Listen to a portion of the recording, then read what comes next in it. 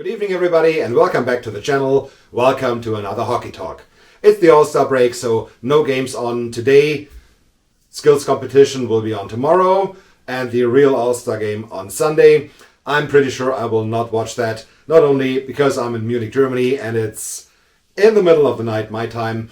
Also, I don't think the All-Star game is that interesting. It's a funny game, watch the highlights, but the real game, it's not a real game. It's just an exhibition. And I'm more into real games than into exhibitions. But one thing I have done last year and I'm doing again this year, let's have a look at the season so far. I already talked about the goalies. The Vezina video went to the channel a few hours ago. Now let's talk about the next category. Let's talk about the defensemen. The Norris conversation at the All-Star break is up now. Yeah, and I brought up some jerseys from defensemen. You saw my Chara jersey over here and the Jovanovski over there. And of course I'm wearing the guy that's not playing in San Jose anymore. The Brent Burns jersey. Very proud to have it. I think he is now having a really good time in Carolina, but he is a legend in San Jose. Okay, now let's start the conversation about the best defenseman so far in the 2022-2023 season. There is someone that's a front runner. He is on top of the board, so let's start with him. With Erik Karlsson, who has a miraculous comeback this season. He was drawn dead for the last 2, maybe 3 years. Now he is healthy again. He is having a great season. 51 games played for the San Jose Sharks. 16 goals, 50 assists, 66 points. And also, he is a -2. Average playing time, 25 minutes, 27 seconds. Karlsson, finally living almost up to his $11.5 million contract. I think this will be a unique situation during this contract. I think he will drop again next year. Enjoy it, Erik, as long as it goes. And clearly he's the best offensive defenseman this year, but he's not playing like a defenseman. I watched some San Jose games. He had almost in every game big defensive miscues that almost all the time led to goals against for the Sharks. His offense is elite, no question. He is a rover. His defense is bad. And that's why I think, although he has the most points, clearly, if he gets 100 points, the conversation should change again. But I do not think that he will win the Vezina.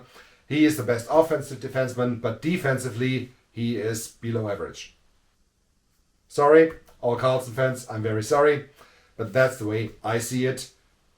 Let me know in the comment section below, what do you think about the season of Erik Karlsson? Is he worth a Vezina? I think no, although his offense is elite.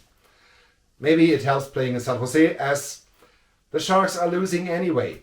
Why should he care about defense? He is playing offensively, wonderful, as mentioned, playing like a rover, like Paul Coffey did in the 80s, getting all the points. What is defense? Who cares? We lose anyway, so what's the point about playing defense? The other guys on the board, they are different.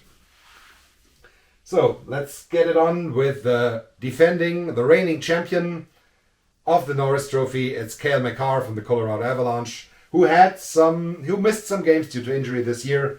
He played 44 games so far, 13 goals, 32 assists, 45 points. He's a +7. And his average of 27 minutes and 7 seconds this year is not only the highest on the board, but the highest in the league. I didn't think this would happen, that Makar, he is elite, but that he will play that much for Colorado. Maybe some injuries also on the back end of the Avalanche added to that. He's playing a lot on the power play, he's playing a lot in the penalty kill, and of course 5-on-5 as well. He is having a good season. Maybe not as elite as last year, but discussions can be held on this point. I think he is elite, of course. Does he have another Vezina caliber season? He has to add in the second half. Not points-wise, but also defensive-wise. And playing with the Avalanche, I think, will help. They will get healthier, and this will improve the team and also Makar's numbers. Next on the list, someone who also won the trophy before. I think it was 2019, or was it 18? let me know in the comment section below. I forgot about it. Roman Josi from the Nashville Predators. Josi has 48 games played so far, 12 goals, 29 assists, 41 points. He's a +5 and playing an average of 25 minutes and 7 seconds this season. And he is way off his scoring pace from last season. The Predators are on the verge of finally falling out of the playoffs. They are below the line. Let's see if they make it to the line or even above. Josi will have to amp up his game and his numbers. Yeah, he's well below a point a game, other than Makar or even Carlson. Josi has to do more. He is playing good defensively. His offense is okay, but he was better last year. Next on the board is someone who I think will not be in the conversation this year, but I have him on the board anyway, because I think he is the best defenseman in the game. Victor Hedman from the Tampa Bay Lightning. So far, 45 games, 4 goals, 29 assists, 33 points, +12, 24 minutes, 20 seconds in average of play. His numbers are clearly, I think, the worst for the last 5 years. Should be. And I don't think that he left off that much, but you can clearly see on him the toll of playing 3 seasons, including playoffs going all the way to the Stanley Cup final. You can see this took a little toll, and Victor Hedman is the obvious pick because his numbers dropped that much. Let's see if he can bounce back in the second half and amp up his name into the Norris conversation. Right now, he's not in. Who is in is definitely Adam Fox from the New York Rangers, who won the trophy in 2021. He has 49 games played so far, 10 goals, 38 assists, 48 points, +23, 25 minutes and 3 seconds on average. He is back to his Norris caliber season he had 2 years ago. Definitely Fox is in the conversation. The good play of the Rangers, of course, helps him, but he is one of the reasons the Rangers are that good. Fox, top-notch this season. Next up, I have someone who has never been on a list like that, I think, but now he deserves a spot. Rasmus Dahlin from the Buffalo Sabres. Dahlin, 49 games played, 14 goals, 41 assists, 55 points, which is second among defensemen, just behind Erik Karlsson. And as Carlson is a minus, Rasmus Dahlin is a +19 on the Buffalo Sabres, who are right now below the playoff line. Average play, 26 minutes and 7 seconds. And Dahlin, yeah, finally he arrived. Now he's living up to being a number 1 overall pick. Was it 2017, 2018? I think it was 2018. Now he has the numbers to back this status up. Yeah, defensemen take a little longer. Dahlin is here. And when the Sabres make the playoffs, he is one of the major factors playing into that. I really hope they do, and I really hope he stays in the Norris conversation. Next up, someone who has an enormous point streak. I think it was between game 25 and 40, where he had, I think it was a 12-game or 13-game point streak. Josh Morrissey from the Winnipeg Jets.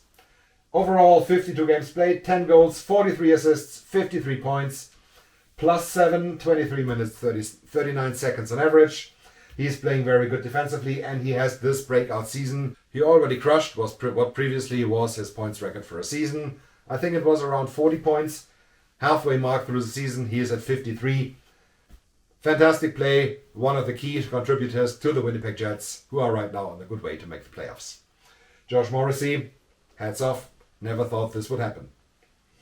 Next on the list is someone who will be in the closer conversation for the Norris, Dougie Hamilton from the New Jersey Devils. 49 games played so far, 13 goals, 33 assists, 46 points, +18 in 22 minutes and 19 seconds average of ice time. Dougie has this huge contract with the Devils. He is definitely worth every penny this year.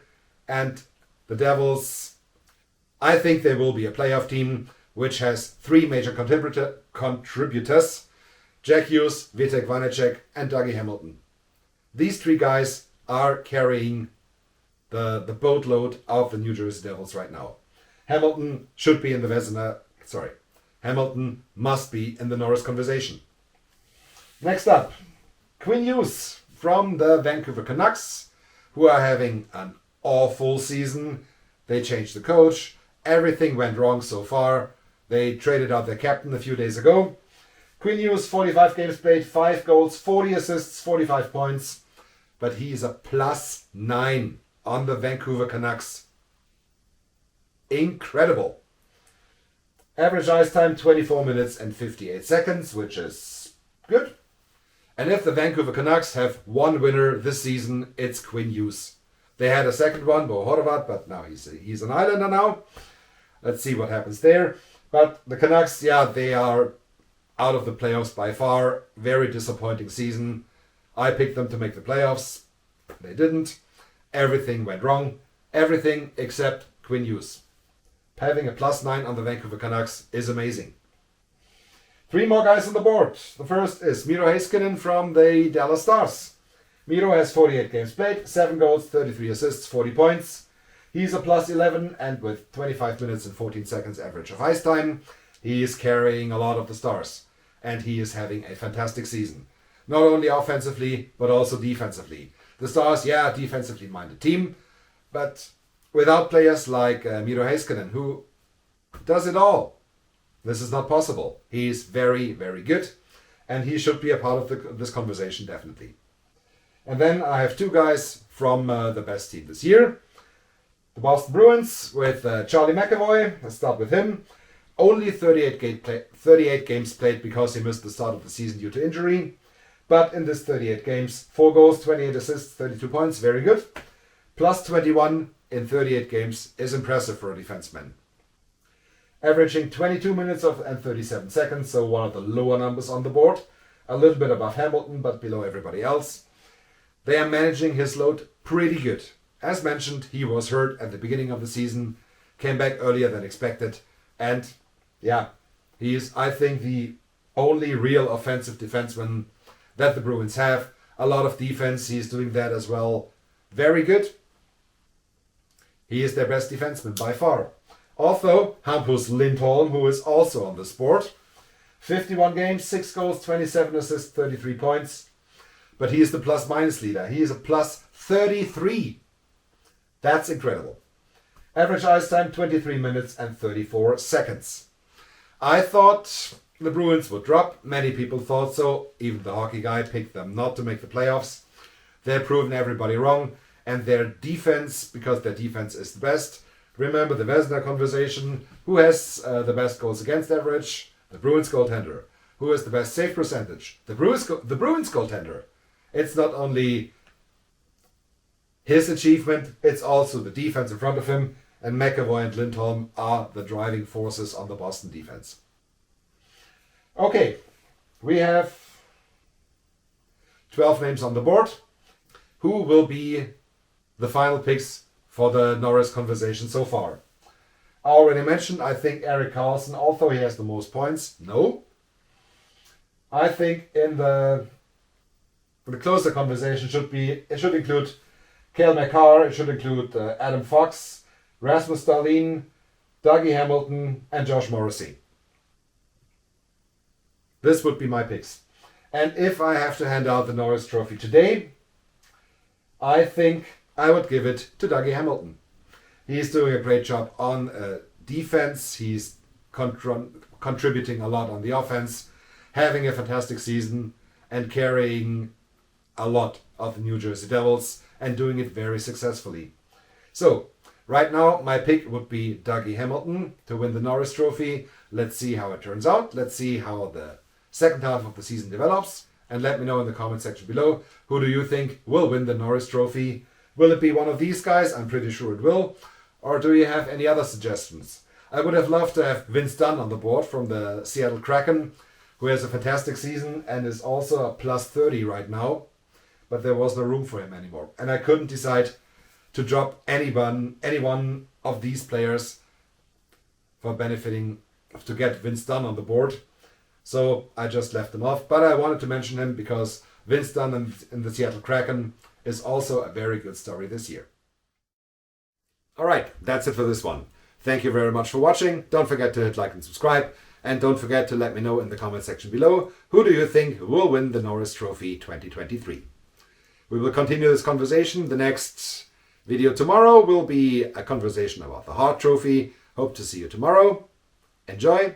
Have a good time. Goodbye.